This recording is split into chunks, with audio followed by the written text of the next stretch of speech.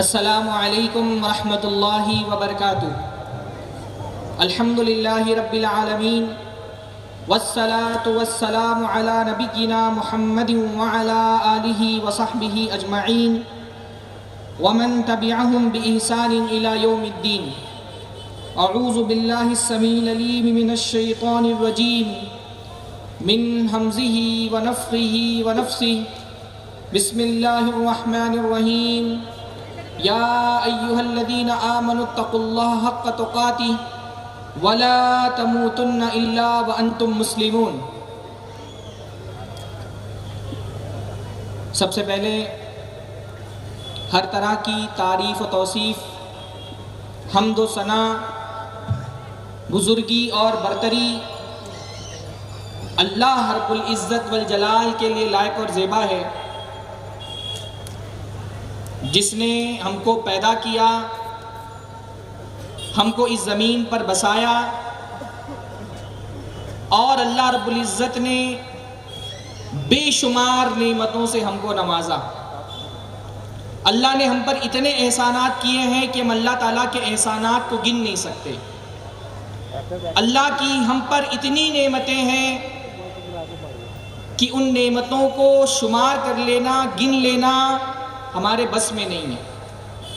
اللہ نے فرمایا وَإِن تَعُدُّوا نِعْمَةَ اللَّهِ لَا تُحْصُوهَا۔ اگر تم اللہ تعالیٰ کی نعمتوں کو گننا چاہو، اللہ تعالیٰ کے احسانات کو شمار کرنا چاہو، شمار نہیں کر سکتے۔ پر ہمارا یہ عقیدہ ہے، ہمارا یہ ایمان ہے کہ اللہ تعالیٰ کی ان ساری نعمتوں میں اللہ تعالیٰ کی سب سے بڑی نعمت یہ ہے کہ اللہ نے ہم کو مسلمان بنایا۔ اللہ کا سب سے بڑا احسان یہ ہے کہ اللہ تعالیٰ نے ہم کو لا الہ الا اللہ کی گواہی دینے والا بنایا۔ میرے بھائیوں، آج کے اس خطاب میں سب سے پہلی بات میں آپ لوگوں کے سامنے یہی رکھنا چاہتا ہوں، سب سے پہلا پیغام میرا یہی ہے، اس لا الہ الا اللہ کی قدر کو سمجھو۔ اللہ نے جس دین کی ہدایت ہم کو دی ہے، دین اسلام کی، اس کی ویلیو کو، اس نعمت کی عظمت کو سمجھو۔ یہ جو اسلام ہم کو ملا ہے، اور ہم میں سے بیشتر لوگوں کو بہت آسانی سے مل گیا، ہم کو ہمارے والدین سے ہمارا دین مل گیا، اس نعمت کی قدر کو سمجھو۔ یہ وہ نعمت ہے، حضرت نوح علیہ السلام نے اپنے بیٹے کے لیے یہ نعمت مانگی تھی کہ اللہ تعالیٰ میرے بیٹے کو اسلام کی ہدایت دے۔ حضرت نوح کے بیٹے کو یہ نعمت نہیں ملی۔ حضرت ابراہیم نے اپنے والد کے لیے یہ نعمت مانگی اللہ تعالیٰ سے، حضرت ابراہیم کے والد کو اسلام کی یہ نعمت نہیں ملی۔ حضرت لوط نے اپنی بیوی کے لیے اسلام کی یہ نعمت مانگی، ان کی بیوی کو اسلام کی یہ نعمت نہیں ملی۔ سب سے بڑھ کر کائنات کے امام، نبیوں کے سردار محمد الرسول اللہ صلی اللہ علیہ وسلم نے اپنے محبوب چچا ابو طالب کے لیے اللہ تعالیٰ سے یہ نعمت مانگی، آخری وقت تک اپنے چچا سے التماس کرتے رہے، میرے چچا ایک بار زبان سے لا الہ الا اللہ بول دیں۔ لیکن اللہ نے ان کی قسمت میں بھی یہ ہدایت نہیں لکھی تھی، نہیں ملی ان کو۔ الحمدللہ ہم وہ خوش نصیب لوگ ہیں جن کو بغیر کسی محنت کے، بغیر کسی تگودو کے، بغیر جستجو کے اللہ رب العالمین نے اس نعمت سے نواز دیا کہ ہم لا الہ الا اللہ کا کلمہ پڑھنے والے ہیں۔ کتنا بڑا احسان ہے یہ۔ ہم میں سے بیشتر لوگ ایسے ہی ہیں نا، جنہوں نے یہ لا الہ الا اللہ کا کلمہ صحابہ کی طرح پتھر کھا کر کے نہیں حاصل کیا، کوڑے کھا کر کے نہیں حاصل کیا۔ اس لا الہ الا اللہ کو پڑھنے کے لیے ہم کو سلگتی ہوئی ریت پر نہیں لٹایا گیا، جلتے ہوئے کوئلوں پر نہیں لٹایا گیا۔ ہم میں سے بیشتر لوگوں ہیں جن کو لا الہ الا اللہ پڑھنے کے لیے گلیوں میں گھسیٹا نہیں گیا، ہم میں سے بیشتر لوگوں کو یہ لا الہ الا اللہ کا کلمہ اپنے والدین سے وراثت میں مل گیا. واللہ میں سوچتا ہوں نا، آپ پر آپ کے والدین کا سب سے بڑا احسان کیا ہے؟ آپ پر آپ کے والدین کا سب سے بڑا احسان کیا ہے؟ آپ پر آپ کے والدین کا سب سے بڑا احسان یہ کہ انہوں نے آپ کو مسلمان بنایا ہے. جب اپنے والدین کے لیے دعا کرو، اس احساس کے ساتھ دعا کرو کہ آج یہ لا الہ الا اللہ کا کلمہ جو ہماری زبان سے نکل رہا ہے، یہ ہم کو اپنے والدین سے وراثت میں ملا ہے، انہوں نے ہم کو سکھایا ہے. یہ لا الہ الا اللہ دنیا اور آخرت میں ہماری کامیابی کی کنجی ہے، یہ ہم کو اپنے والدین سے ملا ہے. یہ اسلام جو ہمارے لیے دنیا اور آخرت میں نجات کا سبب ہے، ہم نے فلسفوں اور مذہبوں کے میدان کھنگال کر کے نہیں حاصل کیا. الحمدللہ ہم میں سے بیشتر لوگوں کو یہ اسلام اپنے ماں باپ سے مل گیا. ان کی تربیت، ان کی محنت کے نتیجے میں آج الحمدللہ ہم مسلمان ہیں. اس اسلام کی قدر کرو، اس کی ویلیو کو سمجھو، اس کی اہمیت کو سمجھو. یہ ہمارے نجات کا راستہ ہے. اور اگر ہم سچے مسلمان ہیں، ہمارے دل میں ایمان کا چراغ جل رہا ہے، تو پھر اس اسلام کی روشنی ہمارے کردار میں، ہمارے رویے میں، ہمارے سلوک میں، ہمارے اخلاق میں، ہمارے معاملات میں اسلام کی یہ روشنی دکھائی دینی چاہیے، ہے نا؟ اسلام کا، ایمان کا چراغ ہمارے سینے میں اگر روشن ہے تو اس کا ثبوت ہمارے کردار میں دکھنا چاہیے، ہمارے معاملات میں دکھنا چاہیے. مسلمان جہاں کہیں ہو، اس کو زبان سے، دعوے سے نہیں پہچانا جاتا کہ وہ مسلمان ہے. مسلمان اپنی زبان کے دعوے سے نہیں پہچانا جانا چاہیے کہ وہ مسلمان ہے. اس کا ظاہر دیکھ کر کے، اس کے اخلاق دیکھ کر کے، اس کا کردار دیکھ کر کے پہچان میں آنا چاہیے کہ یہ مسلمان ہے. یہ بہت بڑا مسئلہ ہے میرے بھائیوں کہ ہمارے مسلمان بھائیوں کی ایک بہت بڑی تعداد ایسی ہے کہ اگر ان سے پوچھا نہ جائے کہ تمہارا دین کیا ہے تو ان کے اخلاق و کردار کو دیکھ کر کوئی پہچان نہیں پائے گا کہ یہ مسلمان ہے. ایسا نہیں ہونا چاہیے. اگر ایمان دل کے اندر ہے تو اس ایمان کی روشنی ایک ایمان والے کردار کو منور کرتی ہے، دکھائی دیتی ہے. مسلمان تاجر ہے، اپنی تجارت میں ایمانداری سے پہچانا جائے گا کہ یہ مسلمان ہے. مسلمان سیاست دان ہے، اپنی سیاست میں عدل و انصاف سے پہچانا جائے گا کہ یہ مسلمان ہے.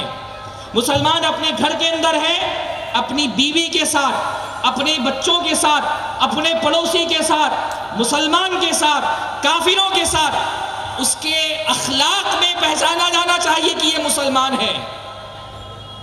آپ اللہ کے نبی محمد الرسول اللہ صلی اللہ علیہ وسلم کے امتی ہیں نا؟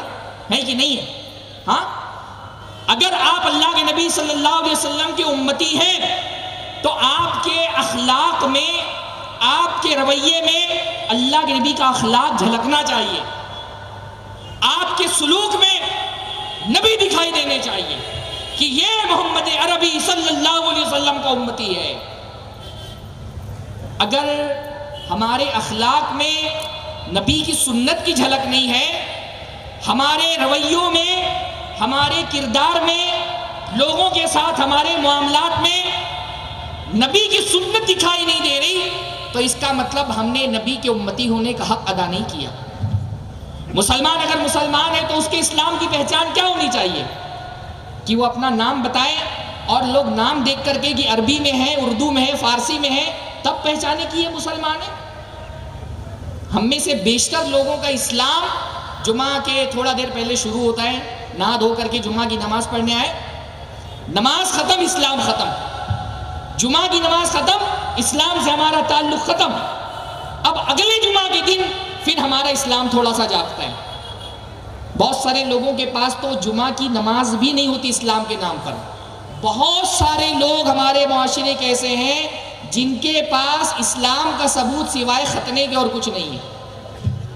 ان کے پاس اسلام کا ثبوت صرف یہی ہے کہ ان کا ختنہ ہوا ہے، باقی ان کے کردار میں، ان کے اخلاق میں، ان کے رویے میں لوگوں کے ساتھ ان کے سلوک میں، ان کی عبادتوں میں کہیں بھی اسلام کی جھلک دکھائی نہیں دیتی، بلکہ بعض مرتبہ اپنے کردار اور اخلاق میں ایک مسلمان کافر سے بھی گیا گزرا ہوتا ہے۔ ایسا تو نہیں ہونا چاہیے۔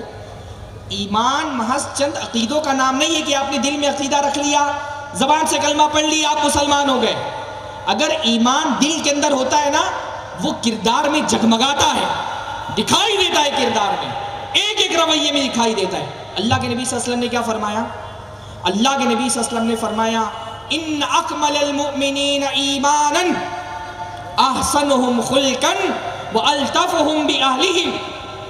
اللہ کے نبی نے فرمایا سب سے کامل ایمان والے لوگ، آپ کو تلاش کرنا ہو، ایمان ایک درجے کا نہیں ہوتا نا، کسی کا ایمان کم ہوتا ہے، کسی کا ایمان زیادہ ہوتا ہے۔ آپ کو اگر کامل ایمان والے لوگ تلاش کرنے ہیں، کمپلیٹ ایمان والے، جن کے ایمان کا لیول بہت ہائی ہے، کہاں تلاش کریں گے؟ کیسے پتا چلے گا کس کے ایمان کا لیول ہائی ہے؟ مسجد میں جائیں گے؟ اسلامی سوسائٹی کے اندر مسجد میں آ کر کے نماز پڑھنے والوں میں آپ کو کمپلیٹ ایمان کیسے پتا چلے گا؟ کیونکہ اسلامی سوسائٹی میں تو منافق بھی مسجد میں نماز پڑھنے آ رہے ہیں۔ اسلام کا جو معاشرہ ہوگا وہاں پر مسجد میں آپ ایمان والوں کو کیسے تلاش کریں گے؟ وہاں تو سبھی نماز پڑھنے آ رہے ہیں، وہاں تو منافق بھی نماز پڑھنے کے لیے مسجد میں آ رہے ہیں۔ اللہ تعالیٰ نے کیا فرمایا؟ فَوَيْلٌ لِّلْمُصَلِّينَ، نماز پڑھنے والوں کے لیے بربادی ہے۔ کون سے نماز پڑھنے والے؟ جو اپنی نماز میں سستی برتتے ہیں، لوگوں کو دکھانے کے لیے نماز پڑھتے ہیں۔ منافق گرچہ دکھانے کے لیے نماز اللہ کے نبی کے زمانے میں پڑھتا تھا، پر نماز پڑھنے آتا تھا مسجد میں۔ تو اگر کامل ایمان والے تلاش کرنا ہے تو مسجد تو معیار نہیں بن سکتی اسلامی سوسائٹی میں، کیونکہ مسجد میں تو منافق بھی نماز پڑھنے کے لیے آتا تھا۔ جو نماز نہیں پڑھتے وہ ذرا سوچے، آپ کی حالت اس منافق سے بھی زیادہ بدتر ہے جو اللہ کے نبی صلی اللہ علیہ وسلم کے زمانے میں تھا۔ وہ دکھانے کے لیے صحیح مسجد میں آ کر کے نماز پڑھتا تھا، دکھانے کے لیے آتا تھا، پر مسجد میں آتا تھا، سستی سے نماز پڑھتا تھا، پر نماز پڑھتا تھا۔ اللہ کے نبی نے فرمایا منافق پر دو نمازیں بہت بھاری ہوتی ہیں۔ کون کون سی؟ فجر اور عشاء کی نماز ہے نا، بھاری ہوتی ہے، مطلب مشکل سے پڑھتا ہے لیکن پڑھ لیتا ہے، چھوڑتا نہیں ہے، پیچھے صفوں میں رہتا ہے لیکن پڑھ لیتا ہے۔ تو بھائی مسجد تو معیار نہیں بن سکتی ہے۔ کامل ایمان والے لوگ تلاش کرنا ہے تو کیسے، کیا پہچان ہے، کن لوگوں کا ایمان کا لیول ہائی ہے، ان کی پہچان کیا ہے؟ اللہ کے رسول نے کیا فرمایا؟ احسنہم خلقا، دیکھنا ہو کہ کس کا ایمان کامل ہے، دیکھو اخلاق میں سب سے اچھے کون ہیں۔ اخلاق کی اچھائی کو اللہ کے نبی صلی اللہ علیہ وسلم نے ایمان سے جوڑا ہے، یعنی ایمان اگر دل کے اندر ہے تو یہ ایمان آپ کے اخلاق میں جگمگائے گا۔ ایک مومن بندہ اپنے اخلاق سے پہچانا جائے گا کہ یہ مسلمان ہے، اپنے اخلاق سے۔ وَأَلْتَفُهُمْ بِأَهْلِهِمْ، اور ایمان والا بندہ اپنے گھر والوں سے نرم ہوتا ہے۔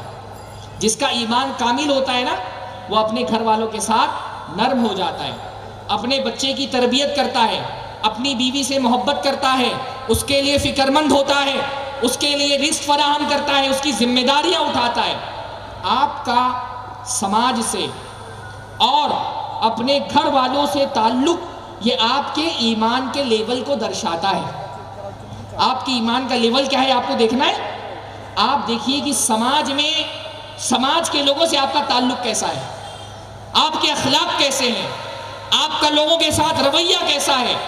واللہ کتنی بڑی بات ہے، اگر آپ کا اپنے پڑوسی کے ساتھ سلوک اچھا نہیں ہے، آپ کے ایمان میں کھوٹ ہے۔ اور یہ میں نہیں کہہ رہا، یہ میں نہیں کہہ رہا، اگر آپ کا پڑوسی آپ سے پریشان ہے، آپ کے ایمان میں کھوٹ ہے، آپ اللہ کے نبی کے سچے امتی نہیں ہو سکتے اگر آپ کے پڑوسی آپ سے پریشان ہے۔ اور یہ میں نے نہیں کہا، یہ کس نے کہا؟ یہ اللہ کے نبی نے فرمایا، من کان یؤمن باللہ والیوم الآخر فلا یؤذی جارہ، جو اللہ اور آخرت کے دن پر ایمان رکھتا ہے۔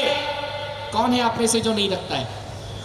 جو اللہ اور آخرت کے دن پر ایمان رکھتا ہے، فلا یؤذی جارہ، تو وہ اپنے پڑوسی کو ستائے نہ۔ اگر تم سچے ایمان والے ہو اپنے پڑوسی کو تکلیف مت دو۔ پتہ کیا چلا؟ اگر تم اپنے پڑوسی کو ایذا پہنچانے والے ہو، تکلیف دینے والے ہو، تمہاری زبان سے تمہارے پڑوسی کا جگر چھلنی رہتا ہے، تمہارا پڑوسی تم سے خوف میں مبتلا رہتا ہے، تمہارے ایمان میں کھوٹ ہے، تمہارے ایمان میں پرابلم ہے۔ تمہارا اگر اپنی بیوی کے ساتھ رویہ درست نہیں ہے، اپنے بچوں کے ساتھ تمہارا معاملہ درست نہیں ہے، تمہارے ایمان میں کھوٹ ہے۔ اسلام نے سماج کی تعمیر میں سب سے بڑا رول یہی ادا کیا ہے کہ ایمان جیسے جیسے مضبوط ہوگا نا، ویسے ویسے بندے کے اخلاق، بندے کے معاملات، لوگوں کے ساتھ اس کا تعلق اور سلوک اچھا ہوتا چلا جائے گا۔ ایک بندہ اگر سچا ایمان والا ہے اپنی بیوی سے محبت کرنے والا بنے گا۔ ایک بندہ اگر سچا ایمان والا ہے، اگر وہ بیٹا ہے تو فرما بردار بیٹا بنے گا، ہے نا؟ ایک لڑکی ہے اگر سچی ایمان والی ہے، اپنی شوہر کا خیال رکھنے والی اور اس کی اطاعت کرنے والی بنے گی۔ ایسا تو نہیں ہو سکتا ایک عورت اللہ پہ ایمان رکھتی ہو شوہر کی نافرمان ہو، نہیں ہو سکتا۔ ایک عورت جنت میں جانا چاہتی ہے، ہماری بہنیں غور سے سنیں، آپ جنت میں جانا چاہتے، آپ جنت میں جانا چاہتے، آپ کی جنت اللہ تعالیٰ نے آپ کے شوہر کو بنایا ہے، شوہر کو بنایا۔ اللہ کے نبی صلی اللہ علیہ وسلم نے اپنی ایک صحابیہ سے پوچھا ازاتی زوج انت، بتاؤ کہ تمہارا کوئی شوہر ہے، شادی ہو گئی ہے؟ تو اس صحابیہ نے کہا ہاں اللہ کے نبی میری شادی ہو گئی ہے، میرا نکاح ہو گیا، میرے شوہر ہیں۔ اللہ کے نبی صلی اللہ علیہ وسلم نے پوچھا کیسا معاملہ ہے تمہارا شوہر کے ساتھ، کیسا سلوک کرتی ہو شوہر کے ساتھ؟ اللہ کے نبی صلی اللہ علیہ وسلم سے صحابیہ نے کہا جتنا میری طاقت میں ہوتا ہے میں نافرمانی نہیں کرتی۔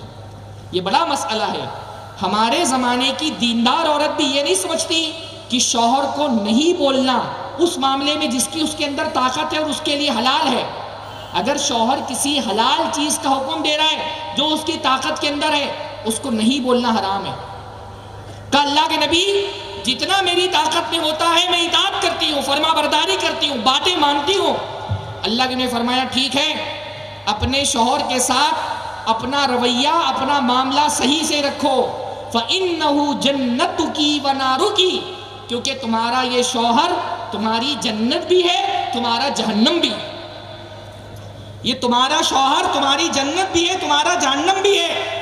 اس کی اطاعت و فرما برداری کرو گی یہ تمہارے لیے جنت کا دروازہ ہے، اس کی نافرمانی کرو گی، اس کی نافرمانی تم کو جہنم میں لے کر کے جائے گی۔ اللہ کے نبی نے کیا فرمایا؟ میں نے جہنم میں عورتوں کی بہت کثیر تعداد دیکھی، بڑی تعداد میں عورتیں جہنم میں گئی ہیں۔ صحابیات نے پوچھا اللہ کے نبی اس کی وجہ کیا ہے؟ اللہ کے نبی نے فرمایا تکفرن اللعن و تکفرن العشیر، تم لعنت ملامت بہت کرتی ہو، گالی گلوچ بہت کرتی ہو اور شوہروں کی نافرمانی کرتی ہو۔ شوہروں کی نافرمانی کی وجہ سے عورتیں جہنم میں جائیں گی۔ تو اسلام جب دل کے اندر آتا ہے نا، ایک بیٹے کو فرما بردار بیٹا بناتا ہے، ایک بیوی کو اطاعت گزار بیوی بنا دیتا ہے۔ ایک سماج جو مسلمانوں کا سماج ہو، اس کی خوبیوں سے وہ پہچانا جانا چاہیے کہ یہ مسلمانوں کا سماج ہے۔ یہاں کا تاجر عادل تاجر ہے، بے ایمانی نہیں کرتا، یہ مسلمانوں کا سماج ہونا چاہیے۔ یہاں کے بیٹے فرما بردار بیٹے ہیں، اپنے والدین کو اف بھی نہیں کہتے، یہ مسلمانوں کا سماج ہے۔ یہاں کے ماں باپ اپنے بچے کے لیے فکر مند ہے، اپنے بچوں کی اسلامی خطوط پہ تربیت کرتے ہیں، یہ مسلمانوں کا سماج ہے۔ یہاں کے سیاستدان عدل و انصاف سے کام لیتے ہیں، یہ مسلمانوں کا سماج ہے۔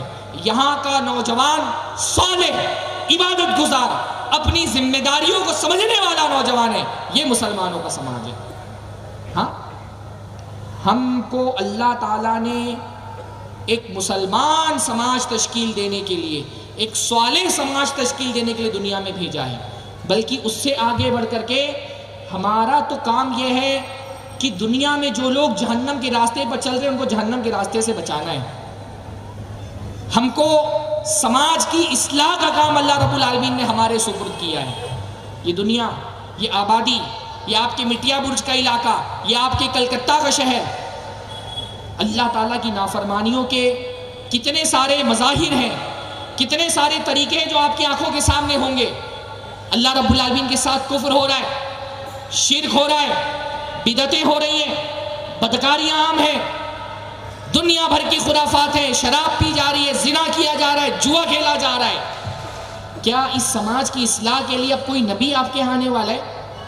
کوئی نبی نہیں آنے والا، کوئی نبی نہیں آنے والا، کیونکہ نبیوں کا جو کام تھا معاشرے کی اصلاح کرنے کا، اب اللہ نے ہمارے سپرد کر دیا ہے۔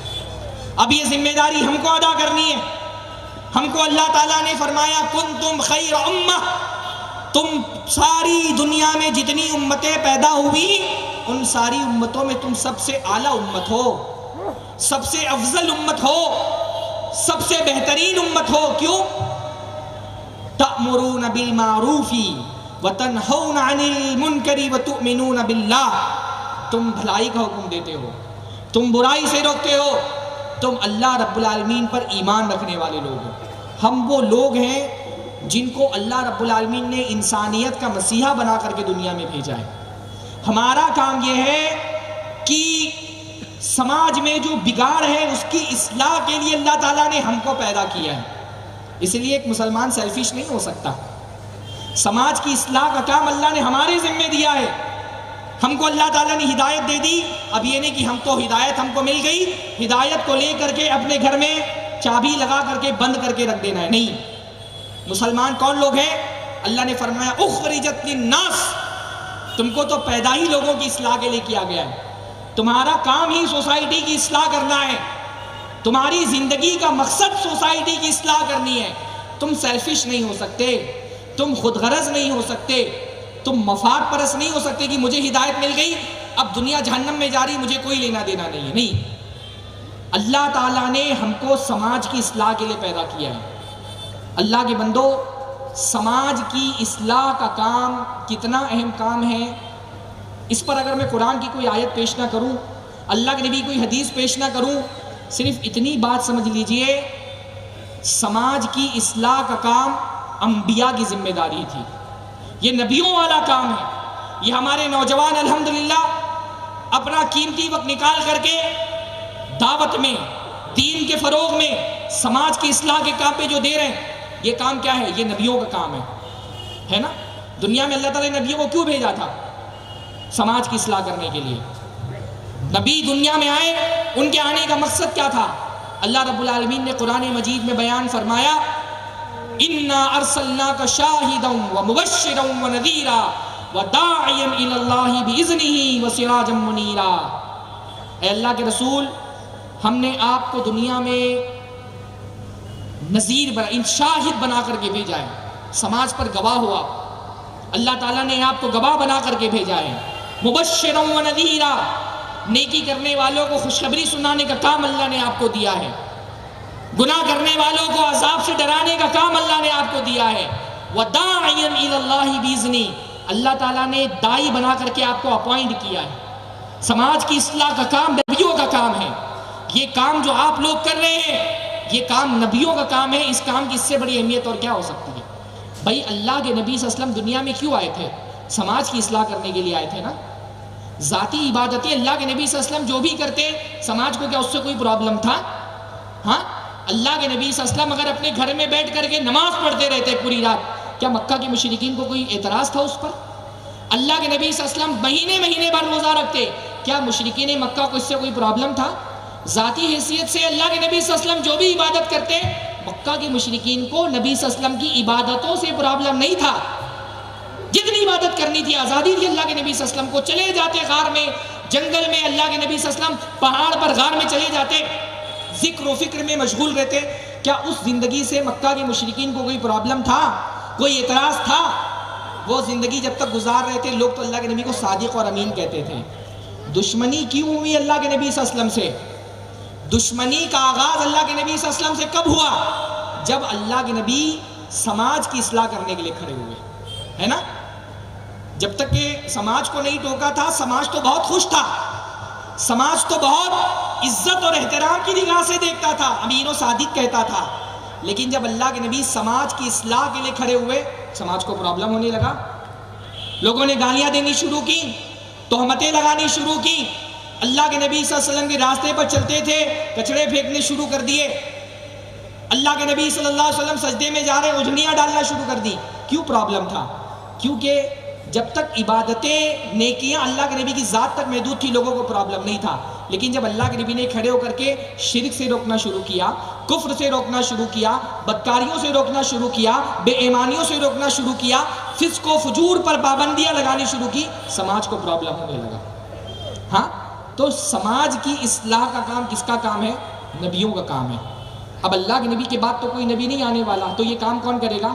اس امت کو اللہ تعالیٰ نے مبعوث کیا ہے۔ اللہ کے نبی کے بعد یہ امت مبعوث کی گئی ہے سماج کی اصلاح کے لیے، سماج کے سدھار کے لیے تم کو بھیجا گیا ہے۔ تم میں سے ہر کسی کی ذمہ داری، تم اللہ کے نبی کے امتی ہونا، نبی کے امتی کا کام ہے وہ سماج کی اصلاح کے لیے کام کرے۔ اللہ کے رسول نے کیا فرمایا؟ قُلْ هَذِهِ سَبِيلِي أَدْعُو إِلَى اللَّهِ عَلَى بَصِيرَةٍ، اے اللہ کے نبی فرما دیجئے یہ میرا راستہ ہے، ادعو الی اللہ، میں لوگوں کو اللہ کی طرف بلاتا ہوں بصیرت کے ساتھ، حکمت کے ساتھ، وزڈم کے ساتھ میں لوگوں کو اللہ کی طرف بلاتا ہوں۔ کفر کرنے والوں کو کفر سے توبہ کراتا ہوں، شرک کرنے والوں کو شرک سے توبہ کراتا ہوں، بدکاری کرانے والوں کو بدکاری سے توبہ کراتا ہوں، بے ایمانی کرنے والوں کو بے ایمانی سے توبہ کراتا ہوں۔ میرا کام کیا ہے؟ وہ اللہ کے بندے جو اللہ کے راستے سے بھٹک گئے، میں ان کو اللہ کا راستہ دکھاتا ہوں، اور میں اکیلے یہ کام نہیں کرتا۔ وَمَنِ اتَّبَعَنِي، جو میری اتباع کرنے والے میرے سچے امتی ہیں وہ بھی کیا کرتے؟ لوگوں کو اللہ کی طرف بلاتے ہیں۔ آپ نبی کی امتی ہیں، ہر فرد کی یہ ذمہ داری ہے کہ وہ اللہ کی طرف بلانے والا بنے، سماج کی اصلاح کے لیے کام کرے، کیونکہ سماج کی اصلاح کے لیے اب کوئی نبی نہیں آئے گا۔ یہ جو شرک ہو رہا ہے اللہ کے ساتھ، یہ کفر ہو رہا ہے، یہ مختلف طرح کی نافرمانیاں ہو رہی ہیں، ان سے سماج کو بچانے کی ذمہ داری اللہ نے آپ کے سپرد کی ہے۔ آپ ذمہ دار ہیں، ذمہ دار بنیے، سماج کے غم کو محسوس کریے۔ آپ نبی کے امتی ہیں کہ نہیں ہے نا؟ تو وہ درد جو نبی کے دل میں تھا، جب اللہ کے نبی صلی اللہ علیہ وسلم سماج میں اللہ کی نافرمانی ہوتے دیکھتے تھے تو دل میں ایک درد محسوس کرتے تھے، تکلیف محسوس کرتے تھے۔ وہ تکلیف آپ کے دل میں ہے؟ کیا تکلیف کا معیار تھا؟ اندازہ لگائیے۔ اللہ رب العالمین اللہ کے نبی کو تسلی دے رہے ہیں، فَلَعَلَّكَ بَاخِعٌ نَفْسَكَ عَلَىٰ آثَارِهِمْ إِن لَّمْ يُؤْمِنُوا بِهَٰذَا الْحَدِيثِ أَسَفًا۔ اللہ کے نبی سے کہا جا رہا ہے، اللہ کے نبی آپ کو اتنا غم ہے لوگوں کی گمراہیوں پر، سماج و معاشرے کی برائیوں کو دیکھ کر کے اتنی آپ تکلیف میں مبتلا ہیں کہ کہیں آپ اپنے آپ کو ہلاک نہ کر بیٹھیں۔ نبی کو اللہ رب العالمین کو تسلی دینی پڑ رہی ہے نبی کو کہ آپ سماج اور معاشرے کی برائیوں کو دیکھ کر کے اتنا غم میں مبتلا ہیں کہ اللہ کے نبی کہیں آپ اپنے آپ کو ہلاک نہ کر بیٹھیں۔ اتنا غم ہے، اس غم کا تھوڑا سا بھی حصہ ہم کو ملا ہے؟ یہ جو فکر ہونی چاہیے اپنے معاشرے اور سماج کی اصلاح کے لیے وہ آپ کے دل میں ہے؟ وہ درد جو امت کا اور قوم کا ہونا چاہیے وہ آپ کے دل میں ہے؟ کتنی بڑی ذمہ داری، نبیوں کا کام آپ کو کرنا ہے۔ اب کتنا ہم کو فکر مند اس کے لیے ہونا چاہیے؟ ہم ہیں فکر مند؟ ہاں بھئی، ہم تو ایک قوم ہونے کی حیثیت سے ہماری سب سے بڑی طاقت ہمارے نوجوان ہیں۔ ہمارے نوجوان، ہر معاشرے کا نوجوان اس معاشرے کی ریڑھ کی ہڈی ہوتا ہے نا، طاقت، ساری قوت، کوئی تحریک، کوئی انقلاب بغیر کسی نوجوانوں کی جماعت کے اٹھ نہیں سکتا۔ نوجوان ہمارے معاشرے کا سب سے بڑا سرمایہ ہے، سب سے بڑی طاقت ہے، اور یہ معاشرہ، ہم وہ لوگ ہیں جن کو اپوائنٹ کیا گیا لوگوں کو جہنم سے بچاؤ۔ ہمارا کام کیا ہے؟ اللہ نے ہم کو جہنم سے بچانے کا کام ہمارے سپرد کیا ہے۔ نوجوانوں کی اتنی اہمیت ہے کہ وہ ہماری سب سے بڑی طاقت ہے۔ بزرگوں کی اہمیت کم نہیں ہے۔ بزرگ سماج کا دماغ ہوتے ہیں، ان کے پاس تجربہ ہوتا ہے، ان کے پاس علم ہوتا ہے، ان کے پاس بصیرت ہوتی ہے، ان کے پاس زمانے کی پہچان ہوتی ہے۔ پر طاقت کون ہوتی ہے؟ طاقت ہوتے نوجوان۔ کسی بھی تحریک اور قوم کے کامیاب ہونے کے لیے کیا ضروری ہے کہ دماغ اور طاقت دونوں ساتھ میں مل کر کے کام کریں۔ بزرگ تجربہ کار لوگ ہمارے معاشرے کے، وہ ہمارا دماغ ہے، اور نوجوان ہماری قوت ہے۔ دماغ اور طاقت جب دونوں چیزیں ملیں گی تو کوئی تحریک کامیاب ہوگی۔ اب ہمارے نوجوان کو دیکھیے، ہمارے معاشرے کے اس نوجوان کو دیکھ کر کے لگتا ہے کہ اس کو اللہ تعالیٰ نے جہنم سے لوگوں کو بچانے کے لیے اپوائنٹ کیا، جس کی فکر مندی یہ ہونی چاہیے کہ لوگ جہنم میں جا رہے ہیں، میں ان کو جہنم سے بچاؤں، اس کی فکر مندی یہ ہے کہ فلاں گیم میں کتنا لیول میں پار کر لیتا ہوں۔ یہ ہمارے نوجوان کی فکر مندی ہے، جس کا کام یہ ہے کہ لوگوں کو جنت کی طرف بلائے، اس کی فکر مندی یہ ہے کہ فلاں ویب سیریز اب تک میں نے نہیں دیکھی ہے، جلدی سے جلدی ڈاؤن لوڈ کر کے دیکھ لوں، یہ اس کی فکر مندی ہے۔ اتنا بڑا کام، نبیوں کا کام کرنے کی ذمہ داری جس نوجوان کے سر پہ ڈالی گئی ہے، اس نوجوان کی فکر مندی کا یہ عالم ہے۔ ہاں، اس کی ساری فکر مندی لڑکیوں، موبائل، سوشل میڈیا کی خرافات، ٹک ٹاک اور انسٹاگرام کی ریل، انہی کے گرد گھوم رہی ہے، جس کا کام اتنا بڑا ہے کہ پوری انسانیت جو جہنم کے راستے پر چل رہی ہے، ان کو جہنم سے جانے سے بچانا ہے۔ اس نوجوان کے 4 گھنٹے رات میں موبائل پہ پب جی کھیلتے ہوئے صرف ہو جائیں۔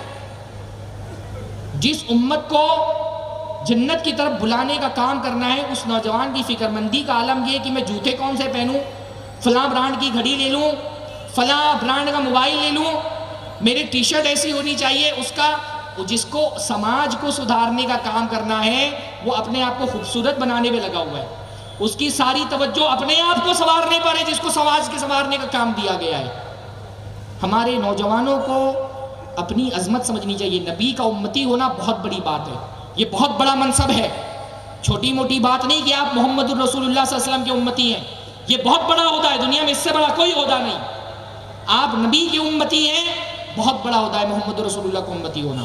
عہدہ جتنا بڑا ہوتا ہے، ذمہ داری بھی اتنی بڑی اس کے ساتھ لگی ہوئی ہوتی ہے۔ کیا آپ نے نبی کی امتی ہونے کی حیثیت سے کیا ذمہ داری ادا کی آپ نے؟ ذرا آپ نے ایک ہفتے کی سرگرمیوں کو دیکھیں، ایک ہفتے کی آپ کی ایکٹیویٹیز ہیں، ان پر غور ڈالیں، ان پر نظر ڈالیں اور بتائیں ایک ہفتے کے اندر آپ نے اپنی قوم کے لیے کیا کیا، اپنے سماج کے لیے کیا کیا، اپنی جماعت کے لیے کیا محنت کی آپ نے ایک ہفتے کے اندر۔ جو شخص صرف اپنی زندگی کے لیے زندہ رہتا ہے، اپنے فائدے کے لیے زندہ رہتا ہے، اپنی قوم کے لیے وہ مردہ ہے۔ اگر آپ کی شخصیت سے، آپ کے علم سے، آپ کے مال سے، آپ کی محنت سے آپ کی قوم کو کوئی فائدہ نہیں پہنچ رہا، آپ اپنی قوم کے لیے مردہ ہیں، آپ کا کوئی فائدہ نہیں، پھر آپ ہماری قوم کے حصے نہیں ہیں۔ نبی کا امتی ایکٹیو ہوتا ہے، سرگرم ہوتا ہے۔